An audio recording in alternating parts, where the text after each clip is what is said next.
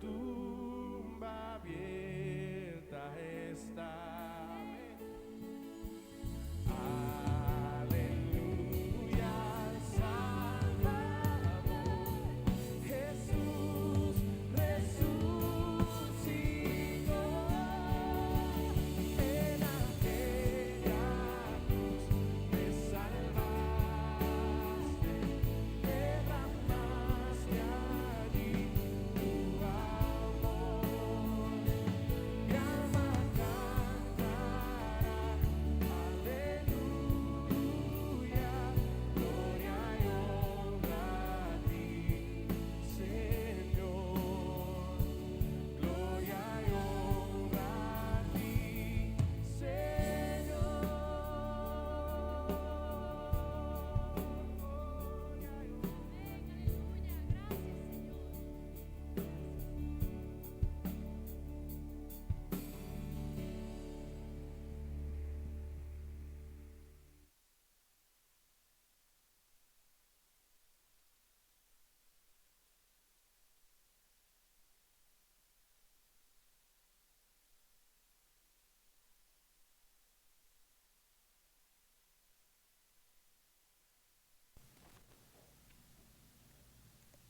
Mis hermanos, buenas noches. Reciban ustedes un fraternal abrazo. Qué bueno que hoy una vez más estemos aquí para estudiar por unos minutos la palabra del Señor. Eh, es una alegría poder tomar este tiempito para hacer eso. Y ha sido de verdad para mí una bendición del Señor poder acercarme al libro de Apocalipsis. Y para hacer este ejercicio, por supuesto que he tenido que obligarme a estudiar, obligarme a entrar en algunas cosas que quizás yo mismo había dejado pasar por alto. Así que tengo que decirles que yo soy muy bendecido al poder hacer este ejercicio. Yo he sido grandemente prosperado por el Señor en su palabra al poder hacer este ejercicio. Así que, eh, bueno, quería compartirles esta noche mi testimonio acercándome a Apocalipsis. Espero que para usted también lo pueda hacer, mi hermano. Espero que usted también pueda hacer el ejercicio de que juntos escudriñemos y juntos vayamos a la escritura, a la palabra del Señor. Y pues que nuestra esperanza, que nuestra fe sea fortalecida por Él, ¿no? Bueno, mis hermanos, pues sin más ni más, vamos a orar y vamos a iniciar. Y que el Señor bendiga su palabra. Oremos. Estamos muy agradecidos, Señor, por esta noche. Venimos a ti reconociendo que tú eres el Señor, que en ti encontramos vigor para nuestras vidas, que en ti encontramos aliento para nuestras almas, que en medio de un mundo tan difícil como en el que nosotros podemos estar, que en medio de las circunstancias tan complicadas como la que podemos vivir, nosotros podemos acercarnos a tu palabra para fortalecer nuestra esperanza, para que nuestra fe sea fortalecida, para recibir de ti, Señor, todo el aliento. Te doy gracias, Señor, por todo lo que nos has permitido estudiar este tiempo con mis hermanos en el libro de Apocalipsis. Eh, Sé que muchos de nosotros hemos sido bendecidos al acercarnos a la palabra, muchos hemos sido bendecidos al poder escudriñar y entender tantas dudas que teníamos. Eh, Gracias porque nuestra mente se va aclarando un poco. No que ya lo hayamos entendido, pero sí las verdades claras de tu palabra, por ser claras, pues traen a nuestro corazón aliento, traen a nuestra mente claridad. Y por lo menos estas verdades van quedando claras en nuestra mente. Señor, esta noche ponemos delante de ti este tiempo, pedimos que por favor nos ayudes, pedimos que por favor nos guíes, que tu palabra traiga aliento a todos nosotros. Todo esto te lo rogamos en el nombre de Jesús. Amén. Muy bien, mis hermanos, voy a, voy a invitarles a que vayamos a nuestras Biblias, Apocalipsis capítulo 13, y vamos a leer del verso 11 en adelante. Apocalipsis 13, verso 11 en adelante.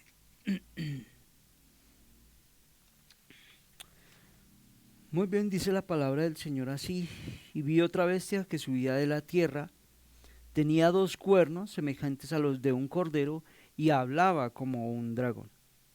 Ejerce toda la autoridad de la primera bestia en su presencia y hace que la tierra y los que moran en ella adoren a la primera bestia, cuya herida mortal fue sanada. También hace grandes señales, de tal manera que aún hace descender fuego del cielo a la tierra en presencia de los hombres.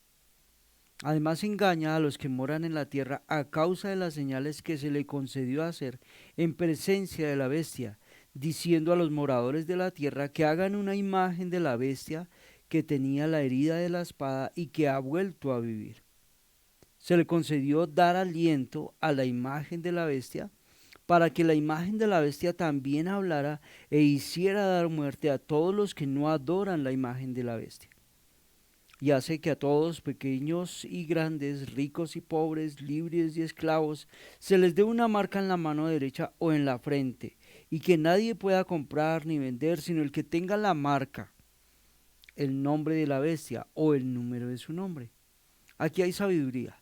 El que tiene entendimiento, que calcule el número de la bestia, porque el número es el de un hombre y su número es 666.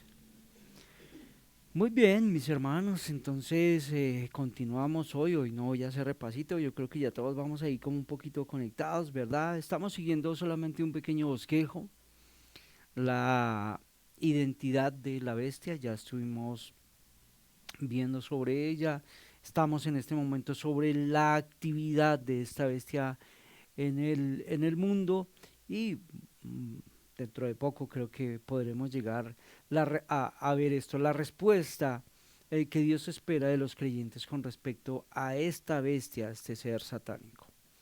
Muy bien, quiero que hoy nos detengamos un poco para pensar y para analizar todas esas verdades que encontramos en el verso 15. Así que quiero que vayamos allí juntos nuevamente y lo volvamos a leer. Verso 15, dice la palabra del Señor: se le concedió dar aliento a la imagen de la bestia, para que la imagen de la bestia también hablara e hiciera dar muerte a todos los que no adoran la imagen de la bestia. Bueno, a la segunda bestia se le va a dar un poder especial, mis hermanos. Hace 8 días nosotros vimos que ellos hacen una imagen, ¿cierto? Mire lo que dice el verso 14. Además engaña a los que moran en la tierra a causa de las señales que se le concedió hacer en presencia de la bestia. Note, diciendo a los moradores de la tierra que hagan una imagen de la bestia. Muy bien, así que quedamos ahí, en que estos adoradores, y ya hemos definido quiénes son ellos, van a crear una imagen. Y a esta segunda bestia se le va a dar el poder de animar esa imagen. Y quiero resaltar esto porque, de nuevo, sería bueno que resaltáramos y poner de manifiesto la intervención divina sobre las circunstancias de la historia humana. Note que a esta segunda bestia, como nosotros la hemos definido, el falso profeta, se le permitió, escuche bien eso, hermano, se le permitió llevar a cabo otra acción engañosa. Y no podemos perder de vista que la acusación del impío se llevará a cabo porque es Dios el que se lo permite. para algunos esta permisión divina es como que incomprensible, ¿no? No cabe en sus mentes, no cabe en un propósito divino. Alguien podría preguntar, ¿no puede detener el Señor de los ejércitos el engaño del inicuo? Pues sin duda, hermano, puede hacerlo, pero no están sus propósitos.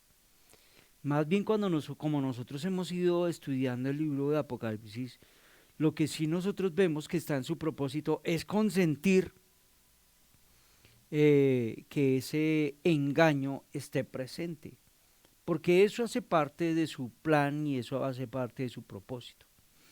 Así que ese es un punto a tener en cuenta. Ahora, notemos que esta bestia le da aliento de vida a la imagen. Debemos notar además que Juan no solo ve a esta bestia entonces hacer descender fuego del cielo, sino que una vez que le ordenó a los incrédulos crear la imagen de la primera bestia, esta segunda bestia le va a infundir aliento. Esa imagen va a poder hablar, va a ser animada por esta bestia. Y resaltemos, mis hermanos, nuevamente ese concepto de autorización. Frecuentemente nosotros lo hemos repetido y quiero que volvamos, hemos hecho un paralelo todo este tiempo con Daniel, ¿verdad? Quiero que busquemos el texto de Daniel 7, verso 6. Vamos juntos allí para que empecemos a hacer como el paralelo con todo esto que estamos leyendo aquí. Daniel 7, verso 6, dice así. Después de esto seguí mirando y aquí otra más semejante a un leopardo que tenía sobre su dorso 4 alas de ave. La bestia tenía 4 cabezas y note esto que nos interesa en el texto. Y le fue dado dominio. Note que allí aparece y le fue dado dominio o se le dio dominio, que se interpreta en el Antiguo Testamento griego como que se le dio habla. Por eso les decía que a esta imagen como que se le permite que hable. Le fue dado a la bestia dar aliento a la imagen de la bestia, que la imagen de la bestia incluso entonces podría hablar. Y de nuevo tenemos que decir que esta es una imitación del Espíritu Santo. Pero note el contraste que hay en la obra del Espíritu del Señor y la obra que hay en todo este poder satánico. Esta bestia lo hace cerrando los ojos de los incrédulos. Esta bestia que sale de la tierra, digámoslo así, que trabaja tras bambalinas sin ninguna mención de su identidad. Es esa bestia que sale del mar, la que recibe toda esa atención. Note que todo se hace a nombre suyo, todo se hace para su provecho, porque precisamente ese es el espíritu del anticristo. Y le fue dado dar aliento a la imagen de la bestia. Que la imagen de la bestia entonces pudiera ser como muy atractiva para aquellos adoradores que la están escuchando, ¿no? Imagínense que ellos hacen una imagen y después incluso esa imagen por el poder que recibe de la bestia puede hablar. Mis hermanos, la creencia en imágenes que hablaban y llevaban a cabo milagros está ampliamente atestiguada en la literatura antigua, como para que nosotros tengamos un poco de contexto y podamos entender algo de aquí de Apocalipsis. Por ejemplo, se dice que Simón el mago impartió vida a ciertas estatuas. Andreas, un estudioso del siglo VI, nos recuerda que era la época de Apolonio, cuyos portentos se creían precedentes de los poderes del mal. Entonces los sacerdotes de los cultos orientales practicaban algo que se llama el ventriloquismo. Bueno, y nosotros lo conocemos más quizás como en otros ambientes, ¿cierto? Pero allá en ese ambiente y en ese momento no era tanto así, más bien iba muy ligado a la brujería. Y todo eso, todas esas prácticas idolátricas de brujería, de santería, de ventriloquismo, se había hecho en los círculos oficiales de Roma. Esto era algo entonces que ocurría en la antigüedad también. Hay una rama de las artes mágicas ocultas grecorromanas que se especializaba por medio de engaños en hacer que las estatuas de los ídolos, por ejemplo, hablaran. Habían personas dedicadas a esto, a hacer que las estatuas pareciera que hablaran. Luciano, por ejemplo, habla de un falso profeta Alejandro que algún día hizo hablar a un falso ídolo. Todo eso se encuentra en la literatura antigua. Y nosotros vemos ahí el engaño que hacía Roma. Ellos creaban, por ejemplo, estatuas de ídolos falsos, estatuas que eran huecas, y dentro entonces metían a personas para que pareciera que esos ídolos hablaban. Y eso para nosotros hoy nos parece como algo chistoso y como algo, o sea, como tan ingenuo que alguien podría caer en ese truco. Pero eso era lo que pasaba en ese momento. Todo el punto de esta bestia, mis hermanos, es hacer lo mismo que hizo Nabucodonosor en Daniel de capítulo 3. ¿Lo recuerdan? Él va a levantar una estatua suya y le ordenó a todos los hombres postrarse y adorarla. Es lo mismo que hizo el Imperio Romano levantando aquella inmensa estatua de Domiciano. Creo que en algún momento lo referí. Él lo llega a hacer en la ciudad de Éfeso. Y allí, pues lo que él procuraba era que él era el ser para ser adorado. Entonces, esto puede incluir esa referencia que nosotros tenemos en Apocalipsis, puede incluir referencias quizás a trucos mágicos, quizás a fenómenos similares atestiguados entre los supersticiosos, e incluso, como ya les digo, en las cortes de los emperadores romanos. Pero esas señales, tenemos que decir que también, hermano, pueden incluir una actividad demoníaca real, ya que los demonios estaban detrás de los ídolos. Y la expresión es una forma metafórica de afirmar que la segunda bestia fue persuasiva al demostrar que la imagen de la primera bestia representaba una verdadera deidad, ¿no? Que podemos decir nosotros que en el siglo I podría aplicarse pues a César, que realmente está detrás de la imagen, que hace decretos y que hace cosas maravillosas. Entonces, infundir aliento a la imagen de la bestia implica una animación por medio de magia, de trucos mágicos. De nuevo, es infundir, hermano, aliento a una imagen. Y entonces, esto sigue siendo una parodia de Dios. ¿Recuerdan cuando nosotros leemos en Apocalipsis cómo Dios infunde el aliento de vida a Adán? Bueno, esto es lo que esta bestia está tratando de imitar, pero en realidad, como lo he dicho todo el tiempo, en realidad eso es un chiste y eso es una simplemente parodia que está haciendo Satanás y que persigue algo especial. Y esto nuevamente apunta a la identidad de la segunda bestia, entonces como una falsificación, vuelvo a repetir, del Espíritu Santo, es una falsificación de la iglesia, es una falsificación de los verdaderos milagros que vienen del Señor.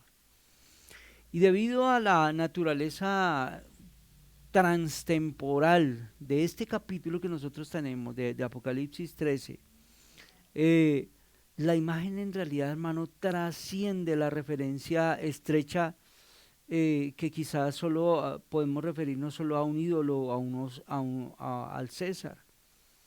Más bien incluye también cualquier sustituto de la verdad de Dios en cualquier época, en cualquier tiempo, en cualquier lugar.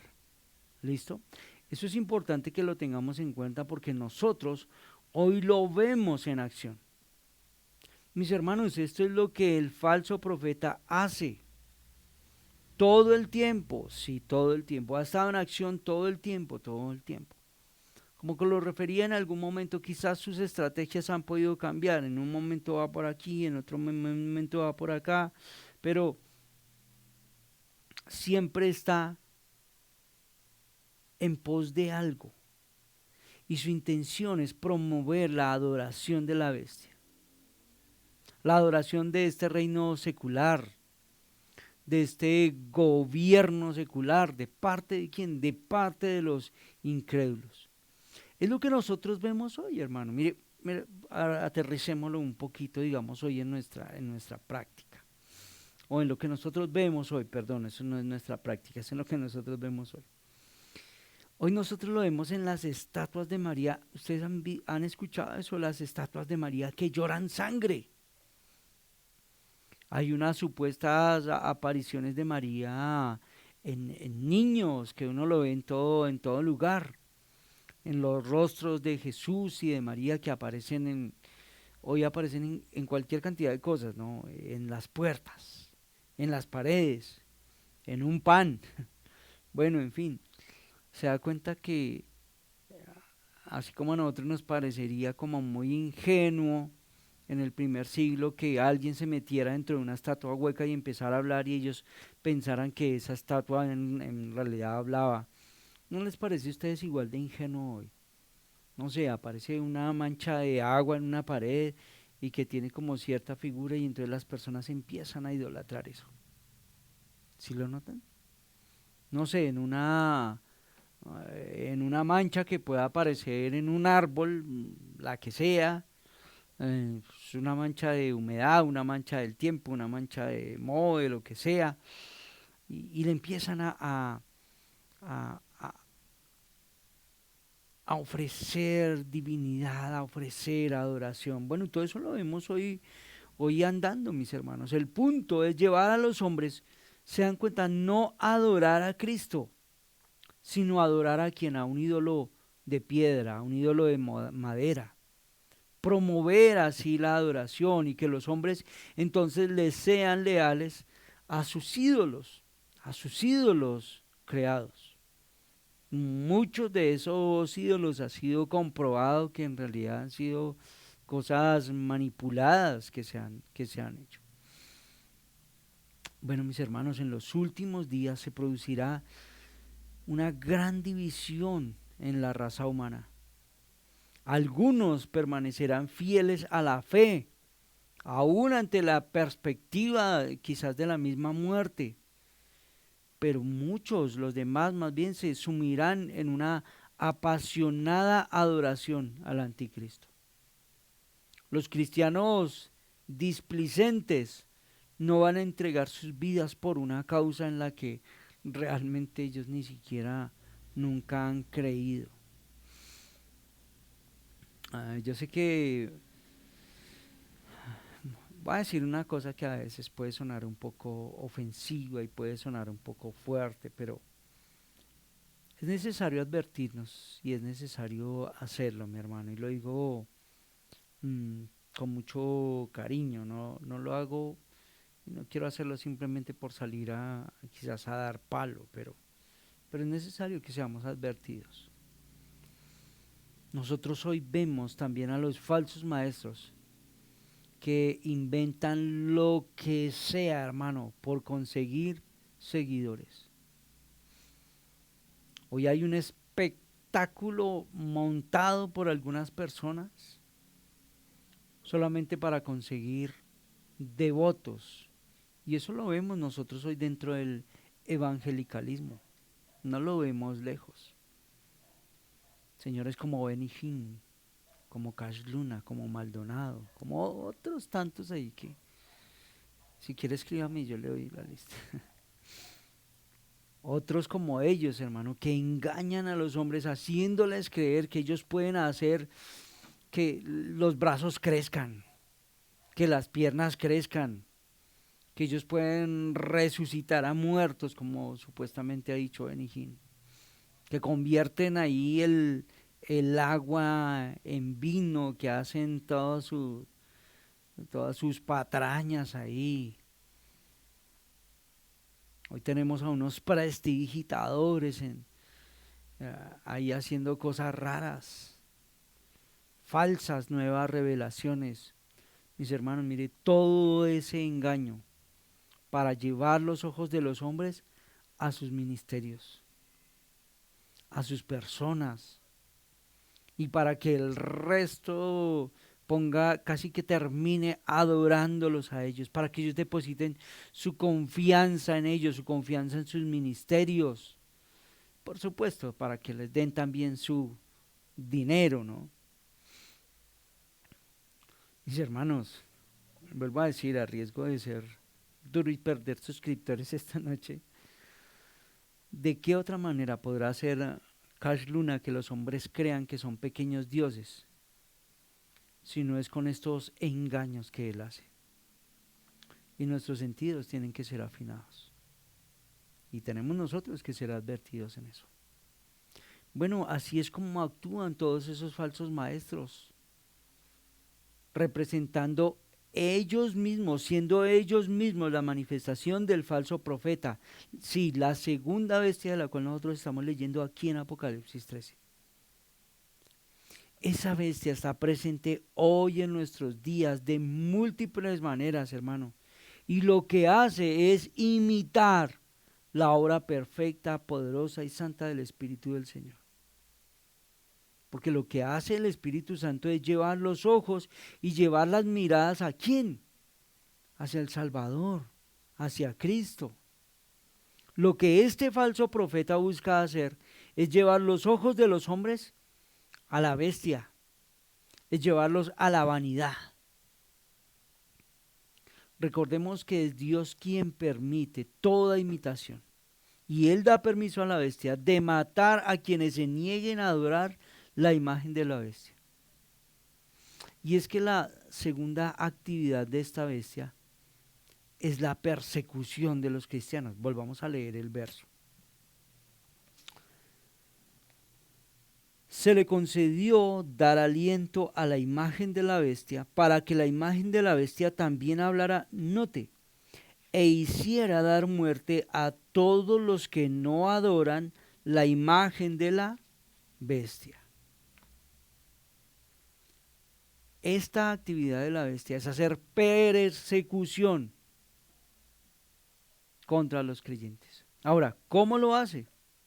Bueno, primero se nos dice que una vez que le infunde aliento a esa imagen, ahora va a ordenar matar a todos los que no adoren a esa imagen. Ahora, propongamos una pregunta. ¿Quiénes son estos que no adorarían la imagen? Bueno, por el contexto nosotros ya podemos decir quiénes son y a quiénes nos hemos referido, ¿cierto? Son todos los creyentes, son todos los cristianos. Los moradores de la tierra, los incrédulos, la adoran. Los creyentes, aquellos cuyos nombres, leímos un texto atrás, cuyos nombres están escritos en el libro de la vida del Cordero que fue inmolado desde el principio del mundo, son los que no la adoran. La intención de ordenarle a los incrédulos hacer una imagen de la primera bestia es crear una manera, es ingeniarse una manera para perseguir a los creyentes, para perseguir a los cristianos. Mis hermanos, es que esta bestia sabe cuáles son las personas que le pertenecen a él y cuáles no. Por lo tanto, su manera de traer persecución a la iglesia es precisamente castigando su rebeldía.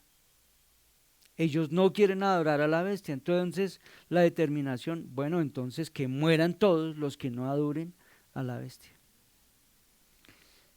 La sintaxis del versículo sugiere que la imagen no solo hablaba, sino que también dictaba entonces una sentencia de muerte contra todo aquel que no estuviera dispuesto a adorarla. La descripción de la bestia que hace que mueran todos los que no adoran a la imagen de la bestia puede recordarnos un mandato que nosotros encontramos en el Antiguo Testamento y que ofrece, a ver si ustedes lo recuerdan, el relato de 3 jóvenes en un horno de fuego. ¿Lo recuerdan? ¿Por qué ellos se encuentran allí? Porque se negaron a obedecer el mandato de un rey que se llamaba Nabucodonosor. Y vamos a hacer un paralelo nuevamente porque en los tiempos del profeta Daniel vamos a encontrarnos con este relato, con que este rey levantó una imagen y levantó algunos pregoneros que traían este mensaje. Vamos a leerlo. Daniel 3, verso 1 al verso 6. Pónganle atención a estas palabras porque va a ver cómo nos ilustra de una manera muy especial este texto. Daniel 3, vamos a leer del verso 1 al verso 6. Note, el rey Nabucodonosor hizo una estatua de oro, cuya altura era de 60 codos y su anchura de 6 codos. La levantó en el llano de Dura, en la provincia de Babilonia. Y el rey Nabucodonosor mandó reunir a los sátrapas, prefectos y gobernadores, los consejeros, tesoreros, jueces, magistrados y todos los gobernantes de las provincias para que vinieran a la dedicación de la estatua que el rey Nabucodonosor había levantado. Entonces se reunieron los sátrapas, prefectos y gobernadores, los consejeros, tesoreros, jueces, magistrados y todos los gobernantes de las provincias para la dedicación de la estatua que el rey Nabucodonosor había levantado. Y todos estaban de pie delante de la estatua que Nabucodonosor había levantado. Y el heraldo proclamó con fuerza: se os ordena a vosotros, pueblos, naciones y lenguas, que en el mundo que en el momento en que oigáis el sonido del cuerno, la flauta, la lira, el arpa, el salterio, la gaita y toda clase de música, os postréis y adoréis la estatua de oro que el rey Nabucodonosor ha levantado. Pero el que no se postre y adore será echado inmediatamente en un horno de fuego ardiente. ¿Habían ustedes leído esa historia? Por supuesto, ¿cierto? Esa es una historia. Ahora, si notaron que mientras nosotros vamos leyendo o mientras leíamos Daniel, inmediatamente lo podemos relacionar tranquilamente y lo podemos traer aquí a Apocalipsis. ¿Quiénes eran, mis hermanos, los que corrían peligro en Babilonia? Los creyentes, ¿cierto? Y fue así como nosotros encontramos allá a Sadrach, a Mesac y a Abednego. Ellos van a terminar en el horno de fuego. Es cierto que Dios los protegió soberanamente y Dios rescató a esos 3 hombres principalmente para que su nombre fuera glorificado.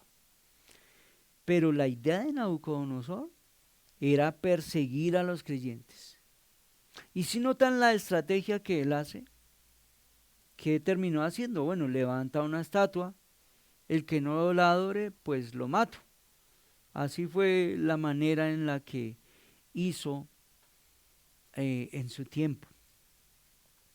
Ahora, este mismo falso profeta que ha estado presente toda época, todo el tiempo, en diferentes épocas, en diferentes lugares, pues utiliza la misma manera en los tiempos de Juan.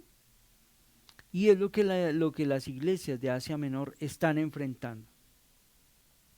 Se cuenta de por lo menos de un evento importante en Éfeso y otros similares en otros lugares, en diferentes escalas, que nos cuentan, que nos muestran cómo los ciudadanos de esa ciudad, de otras, vuelvo a decir, de otras ciudades de Asia Menor, incluso ellos fueron presionados para ofrecer sacrificios en algunos altares que ellos mismos tenían que hacer fuera de sus propias casas mientras pasaban algunas procesiones festivas y ellos tenían que ofrecer sacrificios. ¿Quiénes eran los que no ofrecían sacrificios? Pues los cristianos. Y los cristianos que no ofrecían esos sacrificios, pues eran muertos, pues por no participar del culto al emperador. Creo que ya les he citado aquí varias veces Plinio, un abogado romano, escribiendo en el segundo siglo a alguien llamado Trajano, le informó cómo los cristianos habían sido muertos por no dedicar vino, por no sacrificar animales al emperador. Los hermanos allí no la estaban pasando nada bien. Posiblemente ese evento que les hablo de Éfeso y de otras ciudades y la persecución que provocó inspiraron a la iglesia primitiva a ver a los tres amigos de Daniel como un modelo de los mártires. Y para los cristianos perseguidos y al ver la imagen del rey de Babilonia más bien como un prototipo de la imagen de ese emperador romano también. Es que estos hermanos a los que está escribiendo Juan, ellos saben de qué les está hablando Juan en su contexto y todas sus palabras tienen mucho sentido para ellos. Los grados de persecución variaron de una ciudad a otra. Seguramente mucha persecución en la época de Juan se debió al entusiasmo local precisamente por ese culto imperial, por ese culto al emperador, que probablemente pues quizás no se llegó a sentir en todas las ciudades de Asia Menor. Sin embargo, el sufrimiento definitivamente estaría involucrado, hermano. Y estaría involucrada la muerte para algunos y para muchos de ellos, como ya había sucedido.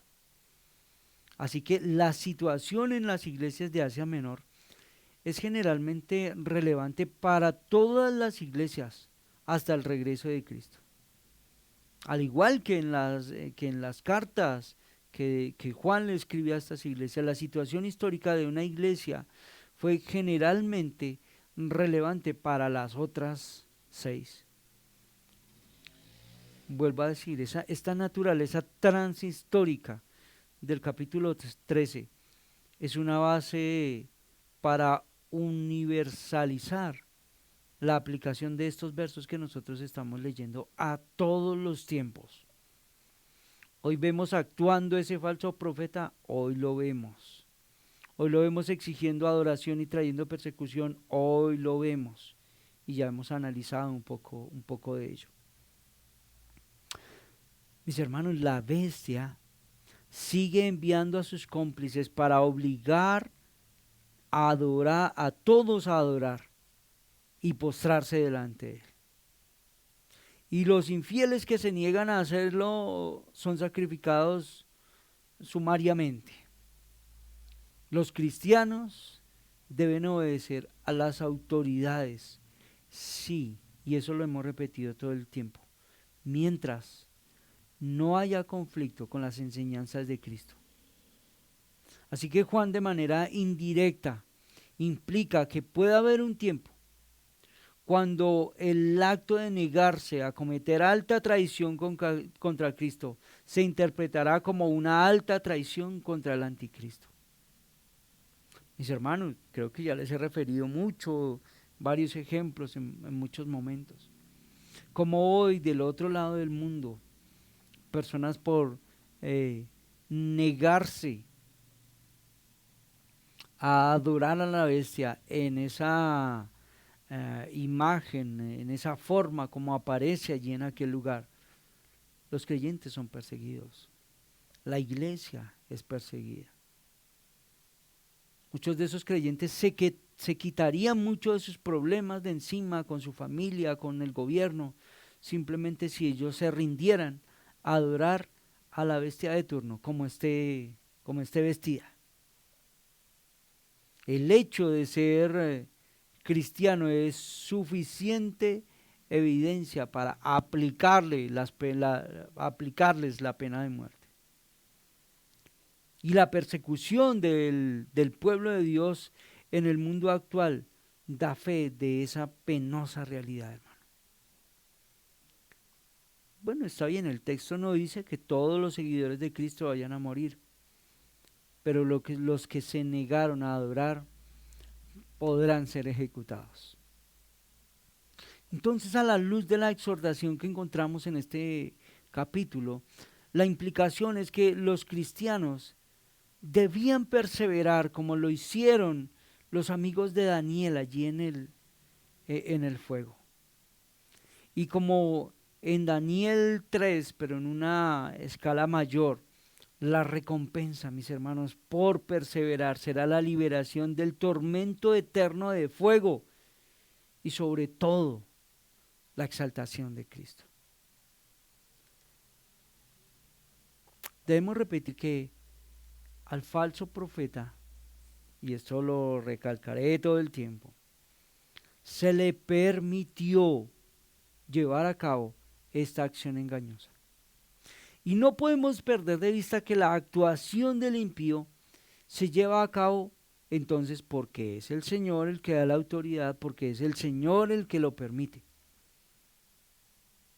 Y vuelvo a decir, para algunos, quizás a veces desprevenidos, esta permisión divina es como incomprensible, ¿cierto?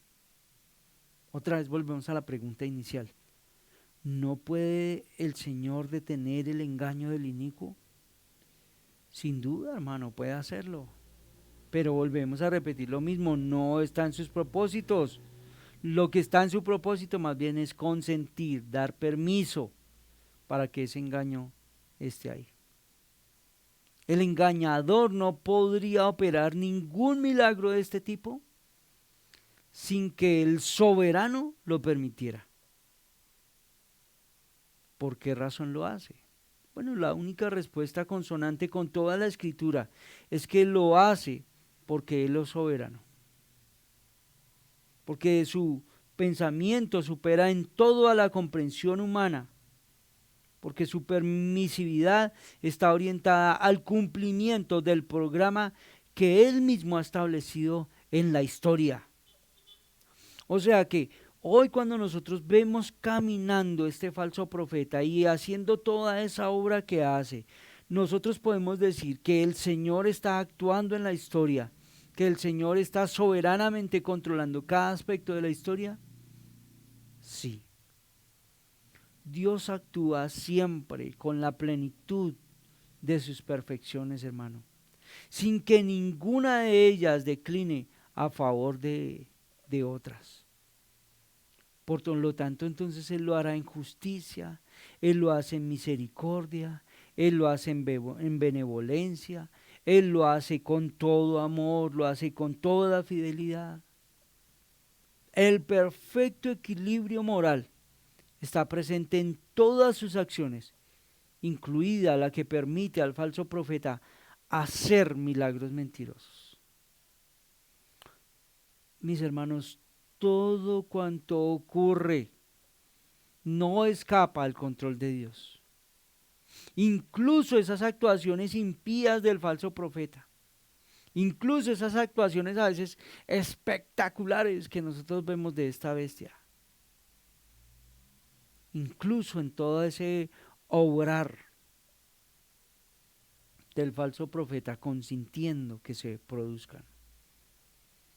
La gente en el mundo, la gran mayoría que están asombrados ante las acciones del anticristo y el falso profeta, están en una situación de rebeldía tal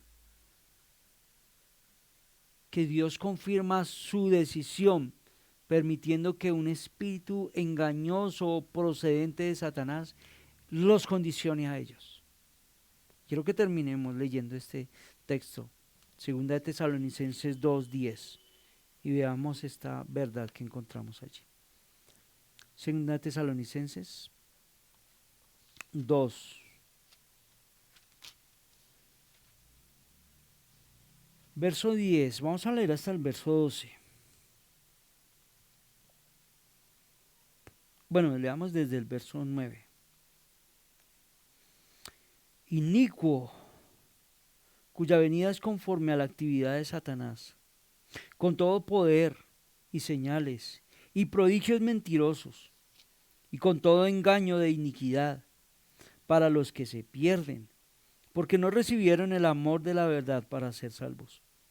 Por eso Dios les enviará un poder engañoso, para que crean en la mentira, a fin de que sean juzgados todos los que no creyeron en la verdad, sino que se complacieron en la iniquidad. Ustedes se dan cuenta en el juicio que se encuentran aquellas personas hoy que se encuentran siguiendo al falso profeta y a esta bestia.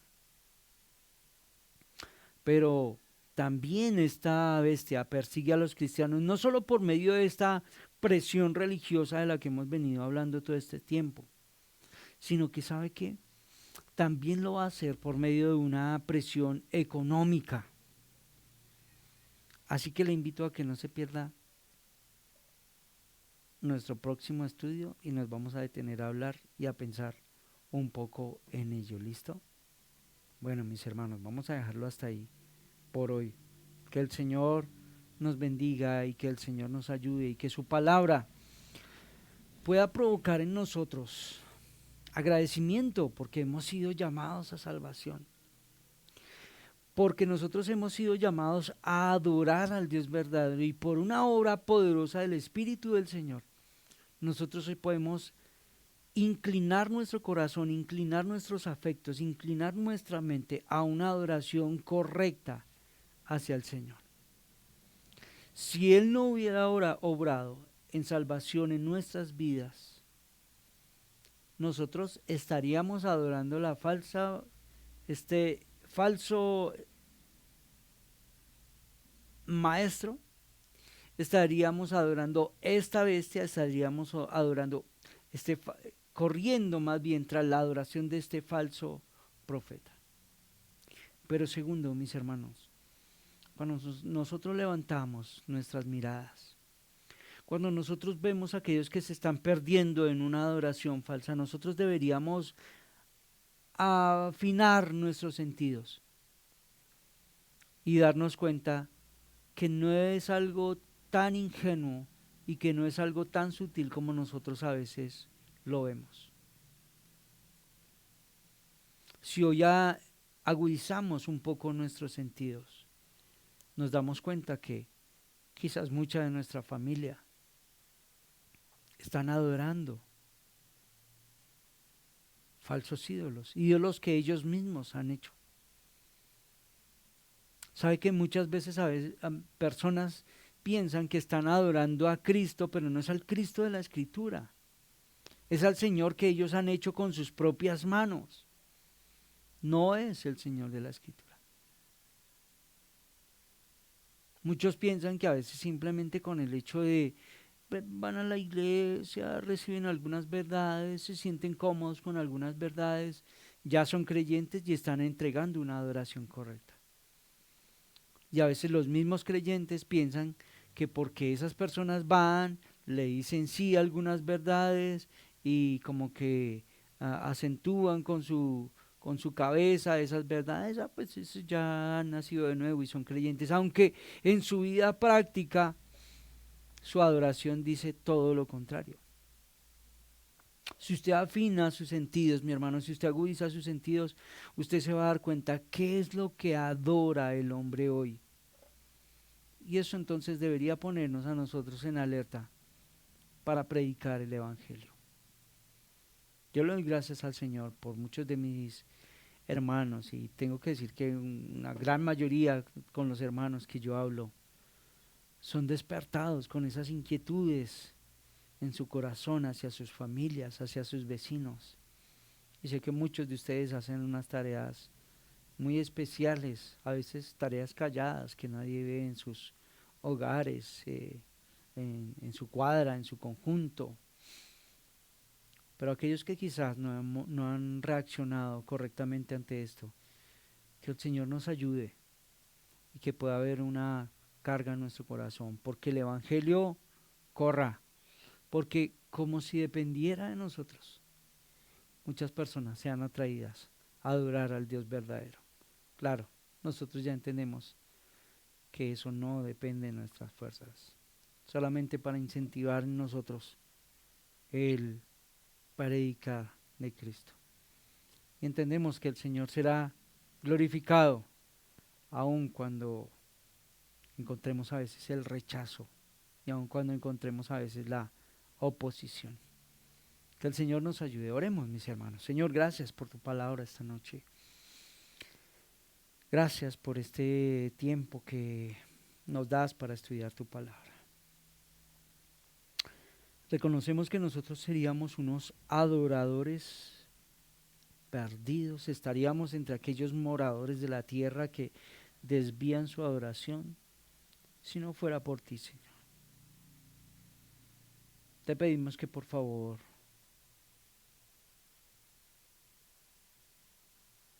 traigas a nuestros corazones convicciones de toda esta verdad, Señor. Que podamos caminar conforme a esta verdad.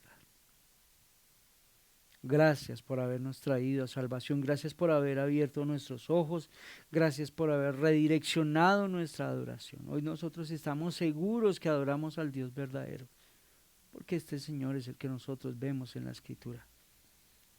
Por supuesto que no hay ningún mérito en nosotros y reconocemos esta noche que todo esto lo podemos hacer solamente por la obra poderosa de tu Espíritu. Ayúdanos, Señor, para que nosotros se pueda despertar carga por aquellos que no te conocen. Que podamos estar prestos para predicar, que podamos estar prestos para hablar de ti en todo tiempo. Ayúdanos, Señor, para que en la universidad, en el colegio, en casa, con nuestros vecinos, con nuestras familias, podamos ser luz y podamos hablar de ti correctamente como debemos hacerlo. Y Señor, gracias por esta noche, gracias por este tiempo. Te ruego, Padre, que tu palabra traiga aliento, que tu palabra traiga ánimo a todos nosotros.